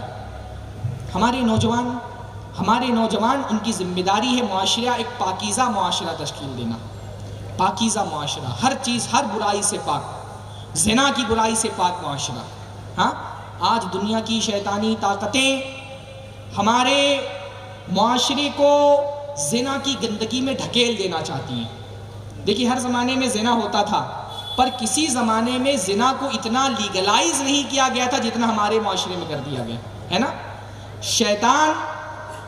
شیطان کا یہ بہت بڑا فریب ہے کہ شیطان برائیوں کو بہت مزین کر دیتا ہے، حسین بنا دیتا ہے، خوبصورت بنا دیتا ہے، خوبصورت سا عنوان دے دیتا ہے۔ آج شیطان نے یہی کیا نا، زنا کو کتنا خوبصورت ٹاپک اور عنوان دے دیا گیا، ریلیشن شپ، فرینڈ شپ۔ دنیا میں بدکاری ہو رہی ہے اور اس بدکاری کو کیا نام دیا جاتا ہے؟ Friendship, live in relation. جیسے شیطان نے وہ جو پیڑ جس کو کھا کر کے حضرت آدم کو جنت سے نکال دیا گیا، اس پیڑ کو کتنا خوبصورت نام دیا، شجرۃ الخلد، دا ٹری آف ایٹرنیٹی، ہمیشہ باقی رہنے والا پیڑ۔ شیطان یہی کرتا ہے۔ آج شیطان نے ننگے پن کو فیشن کا نام دے دیا۔ فیشن، ننگے پن کا نام فیشن ہے۔ جو جتنا ننگا ہے اتنا ہی فیشنیبل ہے، اور جس نے جتنے کپڑے پہنے ہیں اتنا ہی وہ دقیانوسی اور بیکورڈ ہے۔ عورت نقاب پہن کے آ رہی ہے، یہ تو آرتھوڈکس اور بیکورڈ قسم کی عورت ہے، اور بکنی پہن کر کے اگر ساحل پہ لیتی ہوئی ہے، لبرل، آزاد خیال ہے۔ بے حیائی اور ننگے پن کو کانفیڈنس سمجھا جاتا ہے، کانفیڈنس، کہ یہ کتنا کانفیڈنس ہے کہ یہ عورت کپڑے اتار کر کے اسٹیج پر ڈانس کر لے جاتی ہے، اس کے اندر کانفیڈنس اس کو کہا جاتا ہے۔ شیطان نے کسی بھی سماج میں کبھی ایسا نہیں ہوا کہ فحاشی کو اتنا حسین اور مزین اور لیگل بنا لیا گیا جتنا ہمارے سماج میں بنا گیا۔ ہمارے معاشرے کا، ہمارے سماج کا بہت بڑا مسئلہ ہے زنا۔ زنا بک رہا ہے سماج میں، اس کو ایک پروڈکٹ بنا دیا گیا ہے، شیطان اس کی مارکیٹنگ کر رہا ہے۔ ہمارے ہورڈنگ بورڈ پہ زنا دکھ رہا ہے، ہمارے موبائل میں زنا بک رہا ہے، میگزین میں زنا ہے، یوٹیوب پہ زنا ہے۔ زنا کو ایک پروڈکٹ بنا کر کے اس کی مارکیٹنگ کی جا رہی ہے۔ ہم کو اپنے سماج اور معاشرے کو زنا کی اس گندگی سے بچانا تھا، پر ہمارا معاشرہ خود اس گندگی میں مبتلا ہے۔ ہاں، مسلمان تو حیا کے علمبردار ہیں۔ دنیا میں دو ہی طرح کی کلچر ہیں، دو ہی سیویلائزیشن ہے جو بچی ہیں، ایک ہے حیا کی تہذیب اور ایک ہے زنا کی تہذیب۔ انہی دو تہذیبوں میں ٹکراؤ ہے۔ ہم حیا کی تہذیب کے علمبردار ہیں اور مغربی کلچر، ویسٹرن سوسائٹی یہ زنا کو فروغ دینا جا رہی ہے۔ ان دونوں سیویلائزیشنز میں ٹکراؤ چل رہا ہے۔ ہم تو حیا کا علم بلند کرنے والے، حیا کا جھنڈا بلند کرنے والے ہیں۔ ہم کو آگے بڑھ کر کے سماج کو زنا کی بدکاری سے، فحاشی اور بے حیائی کی گندگی سے پاک کرنا تھا، پر ہمارا معاشرہ خود بے پردگی اور بے حجابی کی گندگی میں ڈوبا ہوا ہے اندر تک کے۔ ہاں، ہمارا معاشرہ خود، دیکھیے اسلام نے معاشرے کو زنا سے بچانے کے لیے، فحاشی اور بے حیائی سے بچانے کے لیے ایک بڑا انتظام کیا ہے۔ اس میں سب سے پہلا انتظام کیا کیا ہے؟ سب سے پہلا انتظام اسلام نے یہ کیا ہے کہ معاشرے کو زنا سے بچانا ہے، عبادات اور تزکیے پر توجہ دو۔ معاشرے کو اگر برائی سے بچانا ہے، نمازیں کیوں پڑھائی جا رہی ہیں؟ آپ نماز پڑھیں گے، اس نماز کا اثر آپ کے اخلاق میں، آپ کے اعمال میں دکھے گا۔ اللہ نے کیا فرمایا؟ ان الصلاۃ تنہی عن الفحشاء والمنکر، نماز آدمی کو فحش اور منکر کاموں سے روکتی ہے۔ روزہ کیا کرتا ہے؟ بندے کے اندر تقویٰ پیدا کرتا ہے۔ نماز، روزہ، حج، زکوٰۃ، یہ ساری عبادتوں کا سسٹم کیوں ہے؟ تاکہ آپ کی دل کے اندر تقوی کی طاقت پیدا ہو۔ جب دل کے اندر تقوی کی طاقت پیدا ہوگی نا، معاشرہ کتنا بھی برا ہے آپ بچ جائیں گے، آپ اپنے آپ کو بچا لے جائیں گے۔ جب دل میں تقویٰ ہوتا ہے نا، یہ تقویٰ ڈھال بن جاتا ہے ہر برائی سے بچانے کے لیے۔ حضرت یوسف علیہ السلام کو دیکھیے، کتنی بڑی مثال ہے۔ بند کمرہ ہے، خوبصورت اور حسین عورت زنا کی طرف دعوت دے رہی ہے، سارے وسائل اور اسباب میسر ہیں، زنا کرنا بالکل آسان ہے۔ کون سی چیز ہے جو ان کو زنا سے بچا لیتی ہے؟ دل کا تقویٰ، اللہ کا خوف۔ یہ سارا جو عبادتوں کا نظام ہے، جمعہ کے خطبے ہو رہے ہیں، مسجدوں میں دروس ہو رہے ہیں، ان کا مقصد کیا ہے؟ دل میں تقویٰ پیدا ہو جائے، دل کے اندر خوف پیدا ہو جائے۔ جب دل میں اللہ کا تقویٰ آتا ہے، یہ اللہ کا تقویٰ اور اللہ کا خوف آپ کو ہر برائی سے بچاتا ہے، زنا سے بھی بچاتا ہے۔ اس لیے اللہ کے نبی نے فرمایا، قیامت کے دن جن بندوں کو اللہ تعالیٰ اپنے سائے کے نیچے جگہ دے گا، ان میں سے ایک بندہ کون ہوگا؟ ایک بندہ وہ بھی ہوگا جس کو کسی حسین و جمیل عورت نے زنا کی طرف دعوت دی اور وہ اپنے آپ کو بچا لے گیا۔ اس نے کیا کہا؟ میں اللہ سے ڈرتا ہوں۔ یعنی جب دل میں اصلاح، معاشرے کی اصلاح کے لیے سب سے ضروری کیا ہے؟ آپ کا دل پاک ہو۔ یہ جو عبادتوں کا نظام ہے، یہ کیا کرتا ہے؟ آپ کے دل کو پاک کرتا ہے۔ آپ نماز پڑھتے ہیں تو آپ کیا کرتے ہیں؟ آپ اپنے دل کی پاکیزگی کرتے ہیں، آپ اللہ کے قریب ہوتے ہیں۔ جب اللہ کے قریب ہوگا بندہ تو گناہوں سے بچ جائے گا۔ یہ روزے، یہ حج، یہ زکوٰۃ، یہ کیا کرتے ہیں؟ آپ کے دل میں اللہ کی محبت ڈالتے ہیں۔ جس دل میں اللہ کی محبت ہوگی، اس دل میں اللہ کی نافرمانی بھی، کہ اللہ کی نافرمانی کا خوف ہوگا، بندہ اتنا ہی گناہوں سے دور ہو جائے گا۔ پھر اسلام میں ہمارے معاشرے کا ایک بہت بڑا مسئلہ یہ بھی ہے کہ ہمارے معاشرے کا مرد بے غیرت ہو گیا، دیوس ہو گیا۔ اللہ کے نبی نے کیا فرمایا؟ اللہ کے نبی نے فرمایا دیوس جنت میں نہیں جائے گا۔ دیوس کون ہوتا ہے؟ اللہ کے نبی نے فرمایا جس کے گھر کی بچی، بیٹی، بیوی، بہو گھر سے نکل کر کے کہاں جاتی ہے، گھر سے کون سے کپڑے پہن کر کے نکلتی ہے، گھر سے جو کپڑے نقاب پہن کر کے نکل رہی ہے، نقاب پہن کر کے پہنچتی بھی کہ نہیں پہنچتی ہے جہاں جانا ہے، کن لوگوں سے ملتی ہے، کن لوگوں سے رابطے اور تعلقات میں رہتی ہے، اگر اس کی فکر نہیں ہے گھر کے مرد کو تو یہ مرد دیوس ہے۔ جب بھی ہم بے حجابی پر، بے پردگی پر بات کرتے ہیں، ہم سمجھتے ہیں حجاب اور پردہ تو عورتوں کا موضوع ہے، پردے پر تو عورتوں کو سننا چاہیے۔ نہیں، اگر ہمارے معاشرے میں بے پردگی ہے تو اس بے پردگی کے پہلے ذمہ دار معاشرے کے مرد ہیں۔ جس گھر کی عورت بغیر نقاب پہنے گھر سے باہر نکل رہی ہے، بازار میں جا رہی ہے، یہ اس بات کی علامت ہے کہ اس کے گھر کا مرد بے غیرت ہے، دیوس ہے۔ اس کو کوئی فرق نہیں پڑ رہا کہ میرے گھر سے میری بچی جب گھر سے باہر نکلتی ہے بغیر نقاب کے، یا آج کل تو نقاب بھی ایسے ہو گئے نا، اتنے ٹائٹ، اتنے ڈیزائن والے کہ ان نقابوں کو بھی ایک نقاب کی ضرورت ہے، ان برقعوں کو بھی ایک برقع پہنانے کی ضرورت ہے۔ اس کو پردہ نہیں پردے کا جنازہ کہیے، جس کو پہن کر کے عورت کا حسن چھپتا نہیں ہے بلکہ عورت ڈبل حسین ہو جاتی ہے، یہ پردہ نہیں ہے۔ آپ کی بیٹی اگر ایسا نقاب پہن کر کے گھر سے باہر نکل رہی ہے اور آپ کو کوئی فرق نہیں پڑتا، آپ بے غیرت ہیں، آپ دیوس ہیں، اس بیٹی کی غلطی نہیں ہے، آپ قوام ہیں۔ آپ کی ذمہ داری تھی کہ اپنی بیٹی سے شرعی پردہ کراؤ، اگر آپ اپنی بیٹی سے شرعی پردہ نہیں کرا پا رہے، آپ دیوس ہیں، آپ اس بے پردگی کے ذمہ دار ہیں۔ آپ کی بیوی ہے، اگر وہ ٹائٹ نقاب پہن کر کے، حسین و جمیل نقاب پہن کر کے گھر سے باہر نکل رہی ہے اور آپ کو فرق ہی نہیں پڑ رہا، آپ دیوس ہیں۔ اور مجھے افسوس سے یہ کہنا پڑتا ہے، ہمارے معاشرے کا بھائی اور باپ وہ تو تھوڑا بہت باغیرت ہے، اس کو اپنی بہن اور اپنی بیٹی کے بارے میں تھوڑی بہت غیرت ہے۔ ہمارے معاشرے کا سب سے بڑا بے غیرت ہے شوہر، سب سے بڑا بے غیرت۔ دیکھنے میں آتا ہے منگنی کے دن ہی، شادی کے دن ہی اسٹیج سجایا ہوا ہے، اپنے بغل میں لا کر کے بیوی کو بٹھا دیتے ہیں، ہاں، سجا دھجا کر کے میک اپ کرا کے بغل میں لا کر کے بٹھا دیا۔ اور یہ بے دین لوگوں کی بات نہیں کر رہا میں، دیندار لوگ، متقی، نمازی، حاجی، پرہیزگار، مساجد و مدارس کے ذمہ داران، بیٹے کی شادی ہو رہی ہے، بیوی کو سجا دھجا کر کے بغل میں لا کے اسٹیج پہ بٹھا دیا ہے۔ آ رہے ہیں لوگ، ملاقات کر رہے ہیں، ان سے بھی مل رہے ہیں، ان سے بھی مل رہے ہیں، ان سے بھی سلام مصافحہ ہو رہا ہے، فوٹو کھینچا رہے ہیں ساتھ میں۔ یہ ایسا بے غیرت شوہر ہے، اس کو کوئی فرق ہی نہیں پڑ رہا۔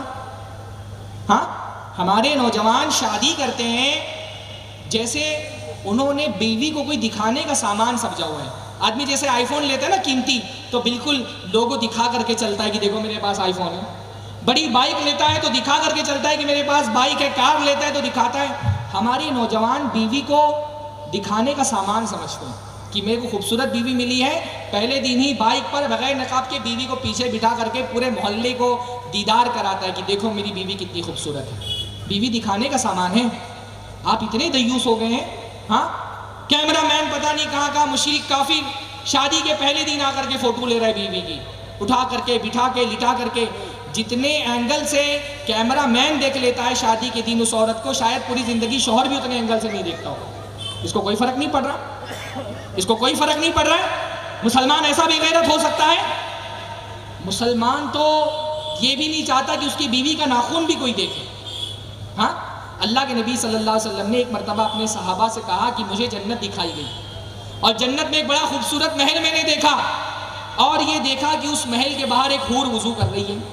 تو میں نے فرشتے سے پوچھا یہ اتنا خوبصورت محل کس کا ہے اور یہ حور کس کی ہے؟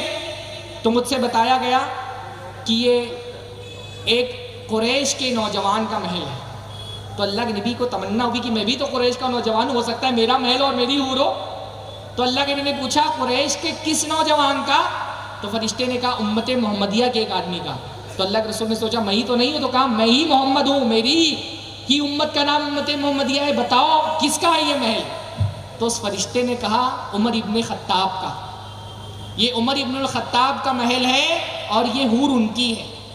اللہ کے نبی حضرت عمر سے کہتے عمر جیسے ہی میں نے تمہارا نام سنا مجھے تمہاری غیرت یاد آ گئی، اور میں نے فوراً اپنی نظریں پھیر لی کہ کہیں عمر تم کو اس بارے میں نہ غیرت آ جائے کہ میں نے تمہاری حور کو دیکھ لیا ہے۔ اتنا غیرت ہوتی ہے مسلمان شوہر کے اندر کہ دنیا کی بیوی تو دور، آخرت میں جو بیوی ملنے والی اس کو بھی کوئی نہ دیکھے۔ کہا میں نے فوراً اپنی نظریں پھیر لی عمر، مجھے تمہاری غیرت یاد آ گئی، کہیں تم اس بارے میں غصہ نہ جاؤ کہ اللہ کے رسول آپ نے میری بیوی کو کیوں دیکھ لیا جو جنت میں ہے میرے لیے۔ حضرت عمر رونے لگے، کہا فدا کا ابی و امی یا رسول اللہ، اللہ کے رسول میرے ماں باپ آپ پر قربان ہو، علی کا آغار، کیا میں آپ پر غیرت کروں گا؟ اتنا غیرت مند ہوتا ہے مسلمان شوہر۔ ہاں، ایک مسلمان بھائی اس کو باغیرت ہونا چاہیے۔ آپ باغیرت ہیں تو آپ کو اپنی بہن کی فکر کرنی چاہیے، آپ کی بہن کیسا نقاب پہن کر کے نکلتی ہے گھر سے باہر۔ بہت ساری لڑکیاں، آپ کے علاقے کے حالات مجھے نہیں پتا، لیکن بہت ساری لڑکیاں ممبئی میں دیکھتا ہوں مسلم علاقے کی، نقاب پہن کر کے گھر سے باہر نکلتی ہیں، بس میں بیٹھی، ٹرین میں بیٹھی، نقاب نکل گیا، گھر سے نکلی تو چہرے پہ پردہ تھا، ٹرین میں بیٹھی، رکشے پہ بیٹھی، چہرے سے نقاب اٹھ گیا، بول کر کے جا رہی ہے میں اسکول جا رہی ہوں، اسکول کے بجائے پارک میں پہنچ گئی۔ آپ اگر بھائی ہیں نا، آپ کی ذمہ داری ہے اپنی بہن کی نگرانی کریے، اس پر توجہ دیجیے۔ آپ باپ ہے، آپ کی ذمہ داری ہے کہ آپ کی بیٹی نے فون کر کے بولا ابا میں سہیلی کے گھر پہ ہوں، آپ اگر ایک ذمہ دار باپ ہے آپ کو معلوم کرنا چاہیے کہ واقعتاً وہ سہیلی کے گھر پہ کہ سہیلا کے گھر پہ ہے۔ اپنی پیرنٹنگ کو، اولاد کی تربیت کو وقت کے ساتھ اس اسکیل کو بڑھانا پڑتا ہے. آپ کے ماں باپ نے جیسی آپ کی تربیت کی آپ ویسے اپنے بچوں کی تربیت نہیں کر سکتے. ٹیکنالوجی بڑھ گئی ہے، بچے ذہین ہو گئے ہیں، آپ کو منٹوں میں دھوکہ دیں گے. اس لیے پیرنٹنگ کے لیے اپنے بچوں کی تربیت کرنا ہے آپ کو ہوشیار بننا پڑے گا، بچوں کی چالاکیاں سمجھنی پڑیں گی. آپ باپ ہیں نا، بیٹیوں کے باپ کے لیے اللہ رب العالمین نے جنت کا وعدہ کیا ہے. کیوں؟ کیونکہ بیٹیوں کی تربیت بہت مشکل ہے. آپ اگر سچے باپ ہیں اپنی بچی کی فکر مندی کریے. میں نہیں کہہ رہا بچیوں کے ساتھ بدگمانی ہونی چاہیے، ان پر شک کرنا چاہیے، پر اپنی بیٹیوں کو ایسی آزادی مت دیجیے کہ آپ کی دی ہوئی آزادی اس کے لیے فتنہ بن جائے. آپ کے اسی بنگال میں بڑی تعداد میں مسلمان لڑکیاں کافروں سے بھاگ بھاگ کر کے نکاح کر رہی ہیں. کیسے؟ اسی غلط آزادی کی وجہ سے جو ان کے والدین نے ان کو دی ہوئی ہے. آپ اور سب سے بڑی بات، آپ اگر ایک باغیرت بھائی ہیں، اگر آپ کو اپنی بہن کی عزت کا خیال ہے تو اس عزت کا تقاضا ہے کہ دوسری کی بہن کی عزت کا بھی خیال کریں. ہاں، آپ کو اگر اپنی بہن کی عزت کا خیال ہے تو جس گھر کے لڑکی کی عزت آپ پامال کر رہے ہیں وہ بھی کسی کی بہن ہے. باغیرت مسلمان جیسے اپنی بہن کی عزت کا خیال رکھتا ہے دوسری کی بہن کی عزت کا بھی خیال رکھتا ہے. بھائی کتنا باغیرت ہوتا ہے اندازہ لگانے. ایک مرتبہ حجۃ الوداع کے موقع پہ حضرت عائشہ سے حج کی کچھ مناسک چھوٹ گئے تھے. حج کی کچھ مناسک ادا نہیں کر پائی، ناپاک ہو گئی. جب پاک ہو گئی تو اللہ کے نبی نے عبد الرحمن ابن ابی بکر کو، کون عبد الرحمن ابن ابی بکر؟ حضرت عائشہ کے بھائی عبد الرحمن ابن ابی بکر کو حضرت عائشہ کے ساتھ بھیجا، جاؤ عائشہ کو لے کے جاؤ اور حرم کی حدود کے باہر سے وہاں سے وہ احرام باندھ کر کے آئیں گی اور اپنے حج کے جو مناسک چھوٹ گئے ان کو ادا کر لیں گی. عبد الرحمن بھائی کی غیرت دیکھیے. عبد الرحمن ابن ابی بکر نے حضرت عائشہ کو اونٹ پہ بٹھایا، لے کر کے لگام نکلے، ہاتھ میں سوٹا ہے جس سے جانور کو مارا جاتا ہے. اب جب تک حضرت عائشہ آبادی میں چہرے کو ڈھک کر کے رکھا ہوا ہے، آبادی ہے، لوگ ہیں. جب آبادی سے باہر نکل گئی، اب کوئی دیکھنے والا نہیں، راستہ سنسان ہے، چہرہ کھول لیا کہ بھئی اب تو یہاں کوئی مرد نہیں دیکھنے والا. سنسان علاقے میں سنسان سڑک پہ چہرہ بند کرنے کی کیا ضرورت ہے؟ عبد الرحمن ابن ابی بکر کے ہاتھ میں جو سوٹا تھا نا جس سے جانور کو مارتے تھے، مارا حضرت عائشہ کے پیر پہ، کہا چہرہ بند کرو، چہرہ کیوں کھلا ہوا ہے تمہارا؟ حضرت عائشہ نے کہا اللہ کے بندے یہاں پر کون مجھ کو دیکھنے کے لیے آ رہا ہے؟ یہاں پہ کون سنسان علاقہ ہے مجھ کو دیکھنے کے لیے آ رہا ہے؟ گرچہ کوئی دیکھنے نہیں آ رہا ہے، تم میری بہن ہو، مجھے یہ گوارا نہیں کہ تم سنسان سڑک پہ بھی چہرہ کھول کر کے چلو. یہ بھائی کی غیرت ہونی چاہیے. آپ کے اندر وہ غیرت ہے؟ اگر غیرت ہے تو اپنی بہن کا خیال رکھیے، بہن کے پردے کا انتظام کریے، ڈریے اپنی بہن کے معاملے میں. اور اگر غیرت ہے تو اللہ کے نبی سے ایک صحابی نے آ کے کہا تھا، بدو تھے، نئے نئے اسلام قبول کیا، کہ اللہ کے نبی مجھے زنا کی اجازت دے دیجیے. بعض صحابہ کو غصہ آ گیا کہ اللہ کے نبی سے آگے زنا کی اجازت مانگ رہا ہے، بڑھے آگے مارنے کے لیے، آگے مارنے کے لیے بڑھے. اللہ کے نبی رکو رکو رکو، میں اس کو سمجھاتا ہوں. کہا کیا اس بات کو پسند کرتے ہو تمہاری ماں کے ساتھ کوئی زنا کرے؟ اللہ کے نبی کون پسند کرے گا کہ اس کی ماں کے ساتھ زنا کیا جائے؟ اللہ نے فرمایا تم جس کے ساتھ زنا کرو گے وہ بھی تو کسی کی ماں ہے. کہا پسند کرتے ہو کہ تمہاری خالہ کے ساتھ کوئی زنا کرے، تمہاری پھوپھی کے ساتھ، تمہاری بہن کے ساتھ کوئی زنا کرے؟ کہا نہیں اللہ کے نبی میں کیسے پسند کر سکتا ہوں. کہا تم جس سے زنا کرو گے وہ بھی تو کسی کی بہن ہے، کسی خالہ ہے، کسی کی پھوپھی ہے. بات سمجھ میں آ گئی، بات سمجھ میں آ گئی. یہ بات آپ کو بھی سمجھنی پڑے گی. ویلنٹائن ڈے کے دن تم لے کر کے کسی کی بہن کو گھوم رہے ہو، کوئی تمہاری بہن کو بھی لے کر کے گھومے گا. ہاں، لڑکوں سے اگر پوچھو ویلنٹائن ڈے میں کیا گفٹ دیا تھا اپنی گرل فرینڈ کو، بہت خوشی سے بتائیں گے. اور پوچھو تمہاری بہن کو کیا گفٹ ملا تھا، ہاں تمہاری بہن کو کیا گفٹ ملا تھا. تم دوسروں کی بہن کو گفٹ دو، ان کے ساتھ ڈیٹ پر جاؤ تو تم اچھے، اور تمہاری بہن کو کوئی ڈیٹ پر لے کر کے جائے، اس کو گفٹ دے، اس کو ٹافی اور پھول پکڑائے تو وہ برا. اگر آپ سماج میں برائی کو عام کرنے میں تعاون کریں گے وہ برائی آپ کے گھر میں بھی آئے گی. گندگی پھیلائیں گے، بیماری پھیلے گی تو بیماری صرف دوسروں تک محدود نہیں رہے گی، وہ بیماری آپ کے گھر کے اندر بھی آئے گی. میں امید کرتا ہوں آپ مسلمانوں کی سوسائٹی ہے، مسائل اتنے بڑے نہیں ہوں گے، لیکن مسائل کو اگر ایک مرحلے پہ روکا نہیں جائے گا تو وہ عام ہوں گے. آپ بھی اسی ہندوستان کے اندر رہتے ہیں، اگر ہندوستان کے علاقوں میں زنا عام ہو رہا ہے، اگر ہماری ٹی وی زنا بیچ رہی ہے، اگر ہمارے کالج اور اسکول زنا کے اڈے بنے ہوئے ہیں، ہم اپنی بچیوں کو نہیں بچائیں گے تو ہم اپنی بچیوں کو جہنم میں ڈھکیل دیں گے. اپنی بچیوں کی حفاظت کریے. باغیرت مرد بنیے. اللہ کے نبی نے فرمایا ان اللہ یغار و ان المؤمن یغار، اللہ تعالیٰ غیرت مند ہے، مومن بندے کو بھی غیرت مند ہونا چاہیے. غیرت پیدا کریے اپنے اندر. یہ سوسائٹی کی اصلاح کے لیے بہت ضروری ہے. سوسائٹی کی اصلاح کے لیے اسلام نے ایک بہت بڑا کام یہ بھی کیا کہ مسلمان عورتوں کے اندر حیا پیدا ہونی چاہیے. بھائی آپ کا بھائی اور آپ کا باپ آپ کے لیے فکر مند نہ بھی ہو تو بھی میری بہنوں آپ کی عزت جو ہے نا بہت قیمتی ہے. اس کو بازار کا سامان مت بناؤ. آپ کا حسن و جمال یہ ایک امانت ہے جو اللہ تعالیٰ نے آپ کو دی ہے تاکہ اس سے آپ کا شوہر لطف اندوز ہو، فائدہ اٹھائے. اس حسن و جمال کو بازار کے چھچھوڑے لڑکوں کی جذبات کو تسکین پہنچانے کا سامان مت بناؤ. تم حسین ہو نا، اس حسن کی حفاظت کرو اپنے شوہر کے لیے، اور شوہر کے لیے منگیتر کے لیے نہیں. یہ بھی بہت بڑا مسئلہ ہے ہمارے معاشرے کا. ہاں نکاح ہوا نہیں، ابھی صرف منگنی ہوئی، لوگ سمجھتے ہیں اب تو آزادی ہے. بھائی اگر آپ کے جذبات آپ کے کنٹرول میں نہیں ہے، منگنی کیوں کرتے ہو؟ نکاح کرو نا سیدھا. اگر آپ کے جذبات آپ کے کنٹرول میں نہیں، آپ کو منگنی کے بعد لڑکی سے فون پہ بات کرنا ہے، اس کو شاپنگ کرانے لے کر کے جانا ہے، اس کو فلمیں دکھانے لے کے جانا ہے، منگنی کیوں کرتے ہو؟ نکاح کرو سیدھا. پھر حلال ہے وہ تمہارے لیے، جہاں اس کو لے جانا ہے لے جاؤ. منگنی کرنے سے عورت مرد کے لیے حلال نہیں ہوتی. بات نہیں کر سکتے آپ اس کے لیے. اللہ کے نبی نے فرمایا بغیر کسی عورت کے ولی کی اجازت کے اس عورت سے بات کرنا حرام ہے. ہمارے یہاں لڑکے شادی کر لیتے 3-3 4-4 گھنٹہ فون پہ لگے ہوئے ہیں. کس سے بات کر رہے ہو؟ منگیتر سے. حلال نہیں ہے میری بہن، آپ کے لیے حلال نہیں ہے، آپ کے لیے حلال نہیں ہے. ہاتھ میں ہاتھ ڈال کر کے گھوم رہے ہیں ایک نامحرم، ابھی وہ آپ کے لیے نامحرم ہے، اس کو چھونا کتنا بڑا گناہ ہے. اللہ کے نبی نے فرمایا لَأَن يُطْعَنَ فِي رَأْسِ أَحَدِكُمْ بِمِخْيَةٍ مِّنْ حَدِيدٍ، اگر تم میں سے کسی کے سر میں لوہے کی کیل ٹھوک دی جائے، اندازہ لگانے کتنا درد ہوتا ہے. لوہے کی کیل اگر تمہارے سر میں ٹھوک دی جائے، یہ بہتر ہے تمہارے لیے اس سے کہ تم کسی نامحرم عورت کو چھوؤ. اس سے بہتر ہے کہ تمہارے سر میں لوہے کی کیل ٹھوک دی جائے. ہاں ہم نے حلال سمجھ لیا اس کو. اللہ کی بندیوں، اللہ تعالیٰ نے جو عزت آپ کو دی ہے نا، اس عزت کی حفاظت کریے، اپنے حسن کی حفاظت کریے. آپ ملکہ ہیں، ملکہ. اسلام نے آپ کو شہزادی بنایا ہے، اور شہزادی ہر کسی کے لیے اپنے گھر کا دروازہ نہیں کھولتی. شہزادی صرف شہزادے کے لیے، اپنے شوہر کے لیے اپنے گھر کا دروازہ کھولتی. چوروں کے لیے گھر کا دروازہ نہیں کھولتی، پبلک کے لیے گھر کا دروازہ نہیں کھولتی.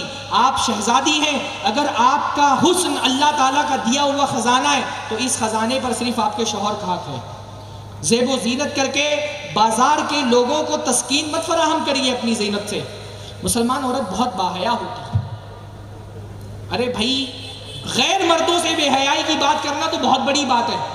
یہ خاص طور پہ فون کی وجہ سے ہمارے یہ معاشرے میں جو خرابیاں پھیل رہی ہیں نا، غیر مردوں سے بے حیائی کی بات کرنا تو بہت بڑی بات ہے.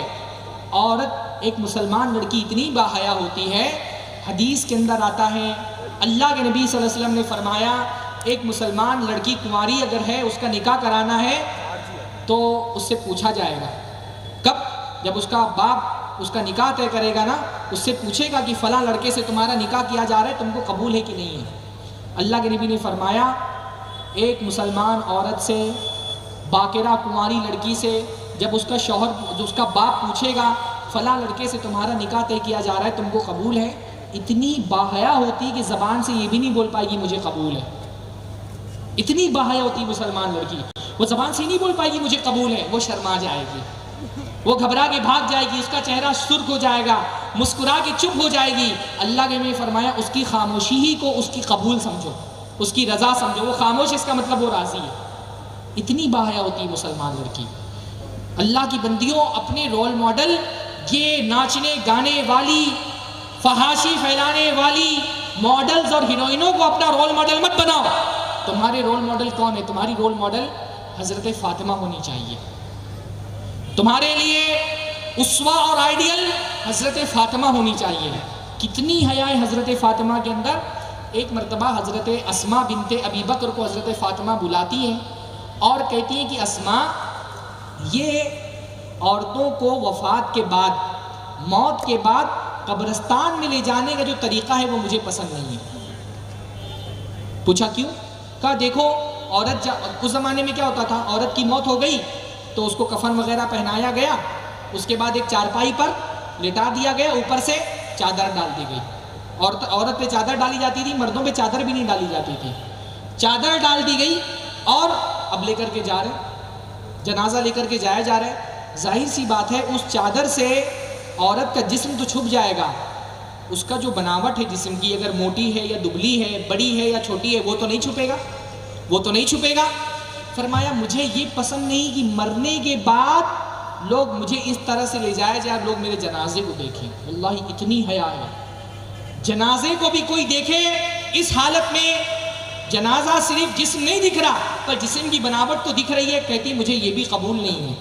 تو حضرت اسماء نے کہا میں آپ کو بتاتی ہوں، جیسے حبشہ میں لوگ جنازہ لے جاتے ہیں کہ جنازے کو چارپائی پر لٹا دیا جاتا ہے، اوپر سے پتے ڈال دیے جاتے ہیں، پھر چادر ڈالی جاتی ہے، کھجور کے بڑے بڑے پتے ڈال دیے جاتے ہیں تو جسم کی بناوٹ نہیں دکھائی دیتی ہے.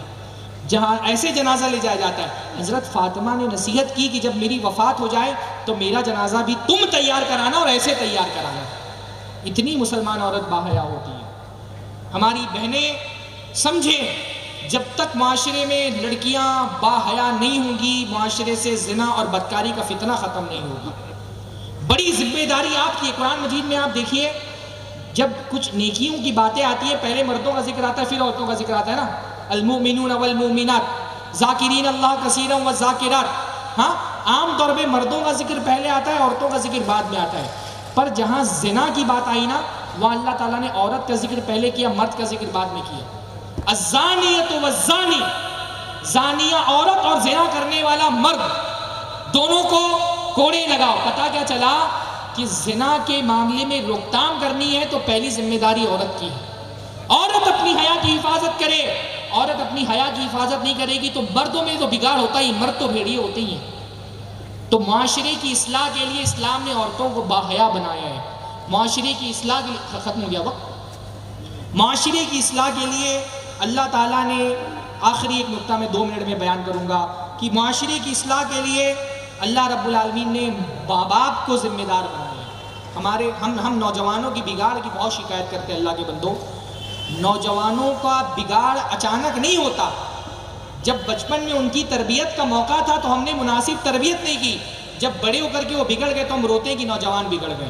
نوجوانوں کی اصلاح کا کام کرنا ہے تو اپنے بچوں سے اس کی شروعات کرنی پڑے گی.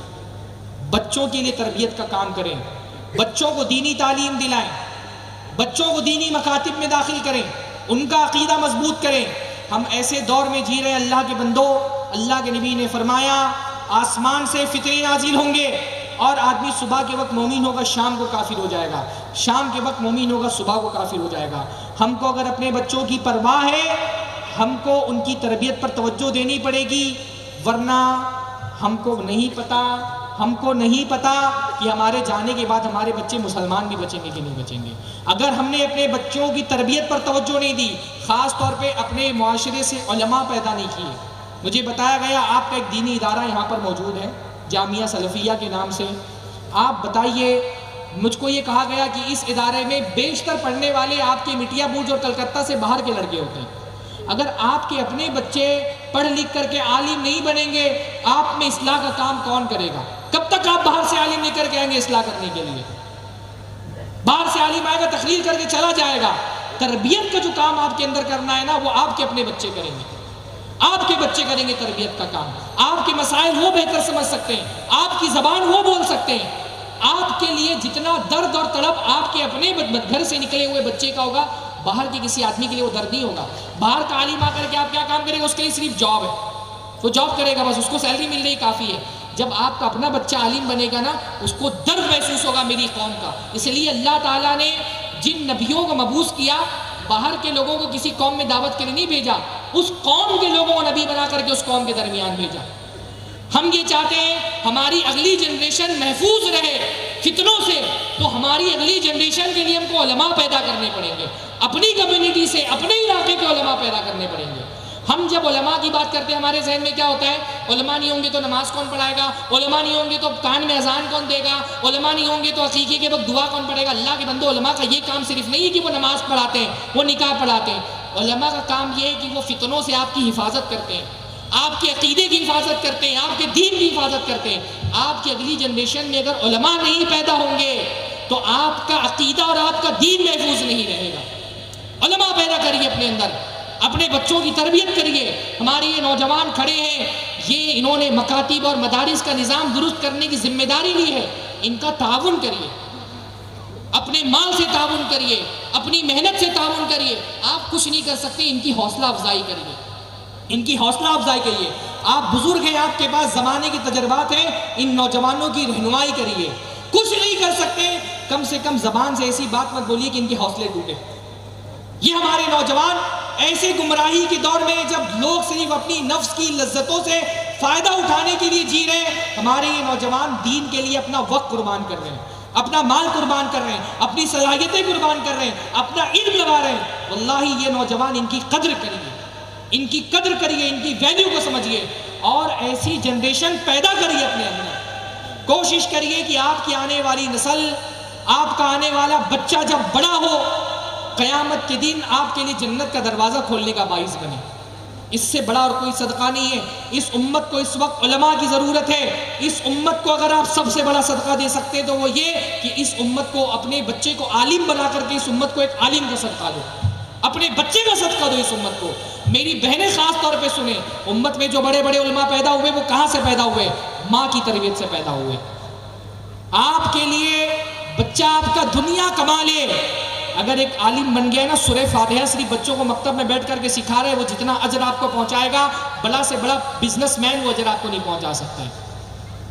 آپ علماء کی قدر نہیں سمجھتے نا۔ ایک صرف سورہ فاتحہ حافظ جی سکھا دیتے ہیں نا ایک بچے کو مکتب کے اندر سورہ فاتحہ، آپ اس کے اجر کا اندازہ لگائیے۔ ایک بچے کو اگر سورہ فاتحہ سکھا دیا، زندگی بھر جب تک وہ بندہ نماز میں سورہ فاتحہ پڑھے گا، یہ حافظ جی کو اس کا ثواب ملتا رہے گا۔ اتنا بڑا کام ہے۔ سب سے بڑا صدقہ آپ کے اپنے بچے ہیں۔ ہماری بہنیں مشن بنائے کہ آپ کو امت کے لیے نوجوان علماء فراہم کرنا ہے، اس امت کے محافظ اور سپاہی فراہم کرنا ہے۔ اللہ ہم سب کی حفاظت فرمائے۔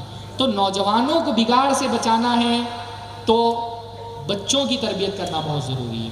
اس لیے معاشرے میں ماں باپ اپنی ذمہ داری سمجھیں، نوجوان اپنی ذمہ داری سمجھیں اور عورتیں اپنی ذمہ داری سمجھیں۔ یہ تین طبقے اگر اپنی ذمہ داری سمجھ لیں، انشاءاللہ تعالیٰ ایک مثالی معاشرہ قائم کر سکتے ہیں۔ اللہ تعالیٰ ہم سب کو وہ اسلامی معاشرہ قائم کرنے کی توفیق نصیب فرمائے جو اسلام کے نور سے جگمگا رہا ہو، جس کو دیکھ کر کے پہچان میں آ رہا ہو کہ یہ مسلمانوں کا معاشرہ ہے۔ اصلاح معاشرہ کا موضوع بہت وسیع ہے، بہت سارے مسائل ہیں، لیکن جن باتوں کو میں نے آپ کے لیے سامنے چن کر کے رکھا ہے، یہ اہم ترین باتیں ہیں۔ اگر ان پر ہی ہم عمل کر لے گئے، کوئی ایک آدمی کا بھی ذہن یہ بن گیا، تو انشاءاللہ تعالیٰ یہ پروگرام، یہ کانفرنس کامیاب ہے۔ اللہ تعالیٰ ہم سب کو اپنے دین کی خدمت کرنے کی توفیق نصیب فرمائے، ہماری محنتوں میں اللہ تعالیٰ اخلاص دے، ہمارے جذبوں میں اخلاص دے۔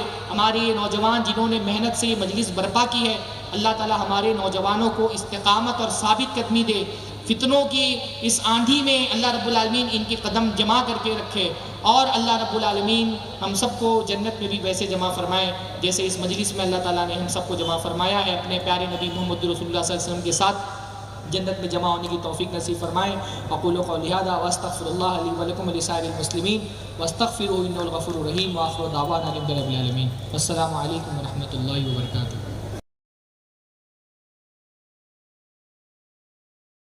میری پڑوسی مجھ پر ظلم کرتا ہے تو میں ان کے ساتھ کیسے برتاؤ کروں؟ میری پڑوسی مجھ پر ظلم کرتا ہے۔ دیکھیے، ظلم کرنے والوں کے ساتھ اللہ تعالیٰ نے ہم کو تین آپشن دیے۔ پہلا آپشن تو ظلم کرنے والوں کے ساتھ یہ دیا، آپ پہ کوئی ظلم کر رہا ہے، بدلہ لے سکتے ہیں، ہے نا؟ لیکن بدلہ لینے میں زیادتی نہیں کر سکتے۔ جتنا ظلم وہ آپ پر کر رہا ہے اس کا بدلہ لیں آپ۔ اس نے اگر ایک تماچا مارا ہے، اللہ تعالیٰ نے آپ کو حق دیا کہ آپ اس کو ایک تماچا مار سکتے ہیں، لیکن یہ سب سے لو لیول ہے، سب سے نچلے درجے لوگوں کا کام یہ ہے۔ اس سے اوپر کے درجے کے لوگوں کا کام اللہ تعالیٰ نے کیا بتایا ہے؟ اس سے اوپر کے درجے کے لوگ وہ ہیں جو معاف کر دیتے ہیں، نظر انداز کرتے ہیں۔ اللہ تعالیٰ نے فرمایا فَلْيَعْفُوا وَلْيَصْفَحُوا أَلَا تُحِبُّونَ أَن يَغْفِرَ اللَّهُ لَكُمْ، لوگوں کو معاف کر دو، نظر انداز کرو۔ کیا تم نہیں چاہتے کہ اللہ تم کو معاف فرمائے؟ اگر تم چاہتے ہو اللہ تعالیٰ تم کو معاف کرے تو تم لوگوں کو معاف کرنے کا مزاج بناؤ، یہ دوسرے درجے کا ہے۔ لیکن اس سے مسئلہ حل نہیں ہوگا. اللہ نے نہیں کہا کہ اس سے مسئلہ حل ہو جائے گا. مسئلہ حل کرنے کی ترکیب اللہ نے کیا بتائی؟